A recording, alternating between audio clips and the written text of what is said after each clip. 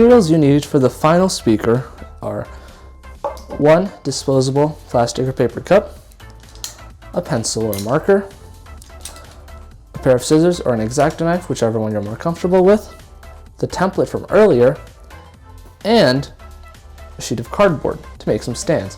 Again, you could replace the stands with some thumbtacks, but we're trying to make ours look cool, so we're gonna use the cardboard instead. All right, let's make the speaker.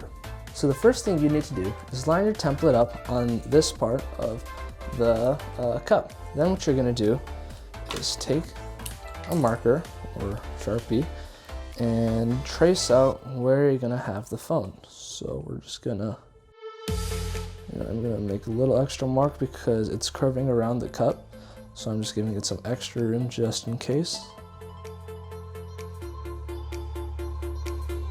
All right, then once you have that, you can kind of neaten it up a bit, make a definitive line that you want to cut. Then you can proceed to cut that out. So let's do that. For this part, I'm going to be using my X-Acto knife to cut this out. But if you feel like you need to use scissors, please go ahead.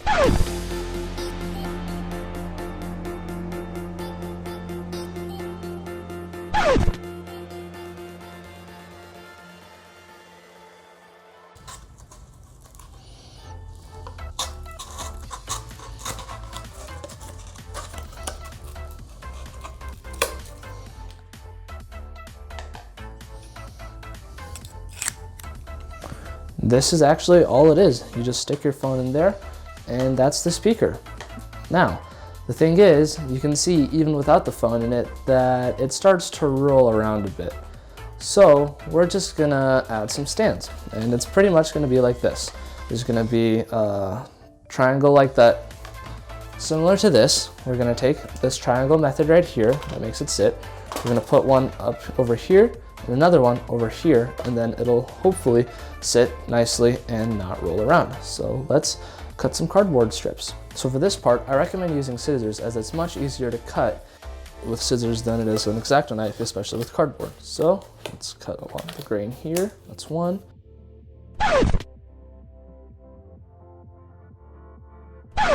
Another one. All right, so now that we've got our two strips, you're gonna try and find a middle point on them.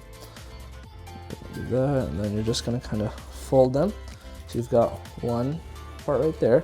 You do the same thing on the other side. All right, perfect. You've got your two stands. Then all that's left to do is tape these.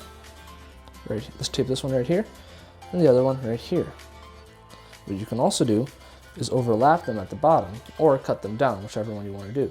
As you can see, even just as they're there, they're holding it in place even if I kind of hit it. So once I tape it down, it should be much more stable than as is already. I want to keep in mind as you're taping that the stand don't interfere with the port. So you can see here, I have it kind of lined along the edge over here so that when I put the stand down, it wouldn't be toppled over like this and the phone's hanging out, and then the other stand's the same way over here like this, but the phone's going out sideways. You want to make sure that the phone port is going towards the middle there, just like that. So let's keep doing this. Once you've got that all taped up, congratulations, your speaker is done. You'll notice it's actually really hard to roll around. All you have to do is customize now. I have to emphasize again and again that you cannot obstruct this chamber while you're customizing. There's a reason for this, and I'll explain that now. Okay, so that was really fun, but there's still the essential question of how do these speakers actually make sound louder from your phone? Well, there's a clear explanation for that, but before we get to that, we have to understand how sound actually works. So sound is actually just a series of vibrations that our ears pick up, and then our brain translates those vibrations into sound. Let me give you an example. Sound, right? So when I hit this skewer, what happens is there's this vibration, and that vibration sets off a chain reaction of vibrating air molecules that eventually reach my ear.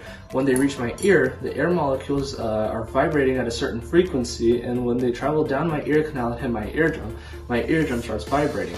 My brain picks up these frequencies and vibrations and translates them into sound. And that's pretty much how you understand sound. Now, how do these speakers add sound and make it louder? Shouldn't adding stuff like cardboard and paper and tubes, shouldn't they actually muffle the sound? Well, actually no. What they're doing is amplifying the sound through a process called reverb. So if I was to say something at the bottom of a tunnel or even a tube over here, here's what happens with reverb. If I say something over here, what happens is there's an initial vibration and amount of air molecules moving. But as that vibration is moving, these air molecules are being pushed this way, and the vibration is also going, adding more air molecules that are vibrating at that frequency, essentially adding volume. And when it leaves the tunnel, it's louder than it began over here through reverb. The same thing is happening in these. Here we go. So when I put a phone in there, what happens is eventually when it's bouncing around in there and it comes back out, it's louder than when it left the phone speaker, because the speaker over here is just so much that it's letting out that much sound. When you put it in here, what it does is it adds reverb and it throws it out and projects it louder by adding more reverb and amplification from the speaker. And yeah, that's actually pretty much it. Well, that concludes today's video, so thanks for watching, and make sure to check us out on social media at FRC Neutrino. Plus, we'd love to see what you guys can make, so send us some of your projects, and make sure to use the hashtag StayAtHomeSteam. Well, thanks for watching. Bye!